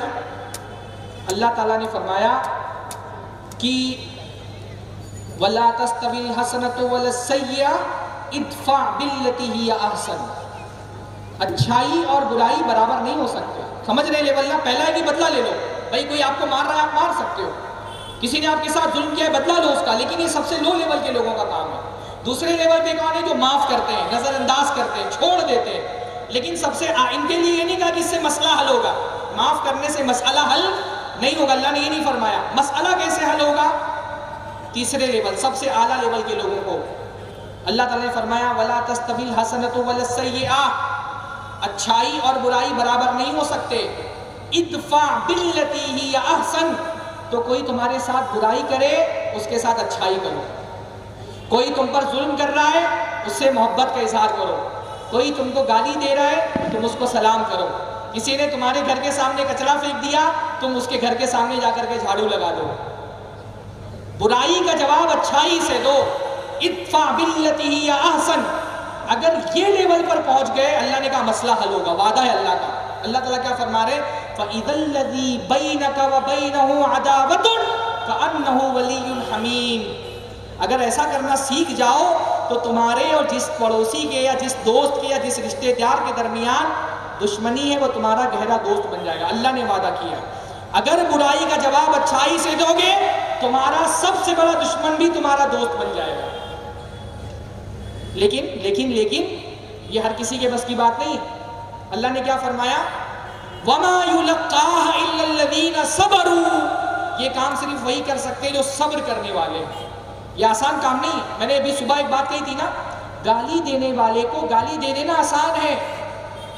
آپ ایک دو گے وہ دو دے گا, دو دو گے چار دے دے گا. گالی دینے والے کو گالی دینا مشکل نہیں ہے, لیکن گالی دینے والے کو دعا دینا بہت مشکل کام ہے. اللہ نے فرمایا ہر کوئی نہیں کر سکتا. یہ کام وہ کر سکتا ہے جو صبر کرنے والا ہے. وَمَا يُلَقَّاهَ إِلَّا ذُو حَظٍّ عَظِيمٍ. اور یہ کام وہ کر سکتا ہے جس کا نصیب بہت بڑا ہے. بڑے نصیب والا کا یہ کام کر سکتا ہے. اگر آپ کو لگتا ہے کہ آپ بڑے نصیب والے ہیں تو وہ ظلم کر رہا ہے نا, اس کے گھر میں دعوت لو. ہاں دعوت لو اس کے گھر میں, تحفہ پہنچاؤ اس کے گھر میں. کر سکو گے یہ کام؟ ہاں جس اللہ کے نبی نے اس لیے رشتہ داروں کے بارے میں کیا فرمایا؟ ایک حدیث کے اندر آتا ہے افضل الصدقہ, سب سے بہترین صدقہ کون سا ہے؟ اللہ نے فرمایا اللہ ذی الرحم الکاشف. اگر تمہارا کوئی رشتہ دار ہے تم کو پتا ہے کہ یہ میری غیبت کرتا ہے, مجھ پر تہمت لگاتا ہے, میرے پیٹھ پیچھے مجھے گالی دیتا ہے, اللہ نے فرمایا اس کو صدقہ دو, یہ سب سے افضل صدقہ ہے. برائی کرنے والے کے ساتھ اچھائی کرو. مسئلہ آپ چاہتے ہیں کہ حل ہو جائے, اس کا حل اللہ تعالیٰ نے قرآن مجید میں بیان کر دیا ہے کہ اس کے ساتھ اچھائی کرو, اچھے سے اس کو سمجھاؤ. گھر میں اس کی دعوت لے لو. مٹھائی, اچھا ہمارے یہاں مٹھائی پہنچا دو بھائی, اس کے گھر میں آپ لوگ مٹھائی ماشاءاللہ سویٹسٹ جو ہے وہ علاقہ ہے ہندوستان کا, تو اس کے گھر میں مٹھائی پہنچا دو, گلاب جامن رسگلے پہنچا دو. انشاءاللہ تعالیٰ مسئلہ حل ہوگا. اسلام نے اس کی ترکیب بتائی. جزاک اللہ خیر. شیخ اور ایک سوال, سماج کو بنانے کے لیے اسلام میں کون سی قدم پہلے رکھنا چاہیے؟ یعنی سماج کی اصلاح کے لیے اسلام میں سب سے پہلے کیا کرنا چاہیے؟ سب سے پہلے نماز پڑھی جائے. آپ صرف, میں بتاتا ہوں نا, آپ صرف پابندی سے نماز پڑھنا شروع کر دے, سماج کا ہر مسئلہ انشاءاللہ حل ہو جائے. کیونکہ اللہ رب العالمین نے نماز کے بارے میں کیا فرمایا؟ ان الصلاۃ تنہی عن الفحشاء والمنکر. نماز آدمی کو فحش اور منکر کاموں سے روکتی ہے. آپ صرف نماز کی پابندی کریں انشاءاللہ تعالیٰ سماج کا ہر مسئلہ حل ہوگا. اللہ کا کلام جھوٹا نہیں ہو سکتا. آپ بولیں گے لیکن سماج میں بہت سارے لوگ ایسے ہیں جو نماز پڑھتے ہیں, فحش کام بھی کرتے ہیں, منکر کام بھی کرتے ہیں, چوری بھی کرتے ہیں, ڈاکہ بھی ڈالتے ہیں, کاٹے بھی مارتے ہیں. تو کیا اللہ کا کلام جھوٹا ہے؟ اللہ کا کلام جھوٹا نہیں ہو سکتا. جو بندہ نماز پڑھ کر کے بھی گناہ کرتا ہے, اللہ کا کلام نہیں جھوٹا, اس کی نماز جھوٹی ہے. آپ ایک مرتبہ سماج کو نمازی بنا دینا, واللہ ہر مسئلہ حل ہو جائے گا آپ کا. ہر مسئلہ, سماج کا ہر مسئلہ حل ہوگا. زنا کار ہے, نماز پڑھنے لگے گا, اس کو نماز اس کو زنا سے بچا لے گی. چور ہے, چوری کرنے لگے گا, اس کی نماز اس کو چوری سے بچائے گی. جھوٹ بولنے والا نماز پڑھنے لگے گا, اس کا نماز اس کو جھوٹ سے بچائے گی. نماز پڑھانا شروع کریں, خاص طور پہ فجر کی نماز, خاص طور پہ فجر کی نماز. ہاں فجر کی نماز اگر پڑھنا شروع کر دے بندہ نا, انشاءاللہ اس کی فجر کی نماز اس کی دنیا، اس کی آخرت، اس کے سماج، اس کی سوسائٹی، ہر چیز کی حفاظت کرے گی۔ میں نے اس لیے شروع میں کہا نا کہ اسلام نے پہلا اسٹیپ یہی لیا ہے، اندر سے بندے کو بدل دو۔ اندر سے بندہ اگر بدل گیا نا، باہر کیا ماحول ہے کوئی فرق نہیں پڑتا۔ نماز ہم کو اندر سے بدل دیتی ہے، نماز ہم کو اندر سے بدلتی ہے، ہماری اندر سے انجینئرنگ کر دیتی ہے۔ اندر اگر تقویٰ آ گیا، اندر اگر اللہ کی محبت آ گئی، باہر سے آدمی اللہ تعالیٰ اس کو بچا لیتے ہیں۔ جو اللہ سے محبت کرتا ہے وہ اللہ کے بندوں سے بھی محبت کرنے لگتا ہے۔ ایسا نہیں ہوگا کہ بندہ اللہ سے تو بڑی محبت کرتا ہے اور سماج کو ایذا پہنچانے والا، ایسا ہو ہی نہیں سکتا۔ اللہ کے نبی نے فرمایا کہ اسلام المسلم من سلم المسلمون من لسانی و یدی، مسلمان وہ ہے جس کی زبان اور ہاتھ سے سماج محفوظ ہے۔ تو اس دل کے اندر جب ایمان آئے گا، اسلام آئے گا نا، آپ اللہ کے بندوں کے لیے فائدہ مند بن جائیں گے انشاءاللہ تعالیٰ۔ تو نماز پڑھائیے، لوگوں کو جماعت بنا کر کے نماز پڑھائیے، تحریک چلائیے نماز پڑھانے کے لیے۔ ایک ایک فرد، ہر نمازی ذمہ داری لی کہ وہ 5 نمازیوں کو مسجد میں لے کر کے آئے گا۔ جس دن یہ قوم انشاءاللہ نماز پڑھنے لگے گی، سماج کا ہر مسئلہ انشاءاللہ حل ہو جائے گا۔ جزاک اللہ خیر۔ شیخ، یہ آخری سوال، اگر کوئی حرام کاروبار کرے تو کیا ہم اس کی دعوت میں شریک ہو سکتے ہیں؟ دیکھیے، یہ سوال کے نا 2 پہلو ہیں، شریک ہو سکتے ہیں کہ نہیں ہو سکتے ہیں، اس سوال کے 2 پہلو ہیں۔ ایک پہلو ہے فتوے والا اور ایک پہلو ہے تربیت والا۔ فتویٰ یہ ہے کہ بھئی اگر کوئی آدمی، اس کے کاروبار میں حرام اور حلال ساری چیزیں ملی ہوئی ہیں اور پھر وہ کاروبار حرام بھی کرتا ہے، اس کے پاس کچھ حلال بھی ہے اور اس نے دعوت لی ہے، فتویٰ یہ ہے کہ آپ کے لیے اس کی دعوت میں جانا حلال ہے۔ آپ کے لیے اللہ کے نبی صلی اللہ علیہ وسلم کے زمانے میں یہودیوں نے اللہ کے نبی کی دعوت لی، اللہ کے نبی نے ان کی دعوت قبول کی، ہے نا۔ تو جس آدمی کے مال میں ملاوٹ ہو، وہ اگر آپ کی دعوت لے رہا ہے یا آپ کو تحفہ دے رہا ہے، شرعاً آپ کے لیے حلال ہے، کیونکہ آپ کا اس کے ساتھ جو معاملہ ہے وہ حرام نہیں ہے، آپ کا اس کے ساتھ جو معاملہ ہے وہ حلال والا ہے۔ وہ مال کہاں سے لے کر کے آیا، اللہ تعالیٰ اس سے پوچھے گا۔ آپ کو اگر اس نے حلال ذریعے سے اپنا مال دیا ہے یا کھلایا ہے تو آپ کے لیے وہ حلال ہے۔ یہ تو فتوے والا مسئلہ ہو گیا۔ ایک مسئلہ لیکن تربیت والا ہے۔ اگر ایسا ہے کہ آپ اس کی دعوت میں شریک ہو رہے ہیں اور آپ کے اس کی دعوت میں شریک ہونے سے اس کو حوصلہ مل رہا ہے کہ فلاں مولانا بھی میری دعوت میں آتے ہیں حالانکہ میں حرام کاروبار کرتا ہوں، فلاں صاحب نمازی ہیں پھر بھی وہ میری دعوت میں آتے ہیں، میرا ہدیہ قبول کرتے ہیں، تو پھر تو اس کو حرام کمانے پر اس کو حوصلہ ملے گا۔ اگر ایسا ہے کہ آپ کی دعوت کے انکار کرنے سے اس کی اصلاح ہو سکتی ہے تو آپ مت جائیے دعوت میں۔ ہر چیز فتوے سے حل نہیں ہوتی ہے، کچھ چیزیں تربیت والی بھی ہوتی ہیں۔ ہر مسلمان کی جنازے کی نماز پڑھنی چاہیے نا، پر کوئی آدمی خودکشی کرتا، اللہ کے نبی اس کی جنازے کی نماز نہیں پڑھتے تھے۔ اللہ کے نبی بولتے تھے جاؤ اپنے بھائی کی جنازے کی نماز پڑھ لو، خود نہیں پڑھتے تھے۔ کوئی آدمی قرضے میں ڈوبا ہوا ہوتا تھا، اللہ کے نبی نہیں کہتے تھے کہ اس کی نماز پڑھنا حرام ہے۔ جس نے قرضہ ادا نہیں کیا مر گیا، اللہ کے فرماتے تھے جاؤ اپنے بھائی پر نماز پڑھ لو، خود نہیں پڑھنے جاتے تھے۔ تو خاص طور پہ اگر آپ کے دعوت میں جانے سے انکار کرنے سے اس کو دھچکا لگے گا، اس کی اصلاح ہو سکتی ہے۔ اور اگر ایسا ہے کہ آپ دعوت میں جائیں گے تو اس کو لگے گا کہ یہ بندہ میرے کام سے راضی ہے، تو اللہ تعالیٰ نے کیا فرمایا، کوئی آدمی غلط کام کر رہا ہے ہاتھ سے روکو، ہاتھ سے نہیں روک سکتے زبان سے روکو، زبان سے نہیں روک سکتے دل میں برا جانو۔ اگر ایسا ہے کہ آپ نے اس کی دعوت قبول کر لی تو دل میں برا جاننے والا بھی رتبہ ختم ہو گیا، تو آپ اس کی دعوت میں مت جائیے اس کی دعوت میں۔ ہاں البتہ ایک بات میں اس پر ضمناً یہ بھی کہوں گا کہ ہمارے یہاں جب حرام کاروبار کی بات ہوتی ہے تو لوگ تجارت کے حرام کو تو حرام سمجھتے ہیں۔ اس طرح کے سوالات ہمارے پاس بہت آتے ہیں۔ آج تک کسی نے یہ سوال نہیں کیا کہ جس آدمی نے اپنی بہن کی جائیداد میں اس کو حصہ نہیں دیا ہے، اس کی دعوت میں جانا چاہیے کہ نہیں جانا چاہیے۔ کاروبار کے حرام کو تو لوگ حرام سمجھتے ہیں، اور بہن کی یعنی 10,000 روپیہ کماتا ہے حرام طریقے سے تو لوگ سوال کرنے آتے ہیں کہ یہ فلاں آدمی حرام کام کرتا ہے، اس کی دعوت میں جائے کہ نہیں جائے۔ کروڑوں کی جائیداد بہن کی کھا کر کے بیٹھا ہے، اس کے بارے میں بھی کبھی سوال کریے، کیا اس کے لیے حلال ہے وہ، اس کی دعوت میں جا سکتے ہیں؟ اس کے لیے کوئی سوال نہیں کرتا۔ ہاں 10 روپیہ ڈنڈی مار کر کے اگر سیب کماتا ہے تو آپ اس کے مال کو حرام سمجھتے ہیں، 10 لاکھ کی جائیداد اپنی بہن کی کھا کر کے بیٹھا ہے، لوگ اس کو حرام نہیں سمجھتے۔ تو ذرا سا اپنے اندر جھانک کر کے دیکھیے کہ آپ کا سوال کن لوگوں کے بارے میں۔ ٹھیک، جزاکم اللہ خیر، بارک اللہ فی حیاتکم و علمکم۔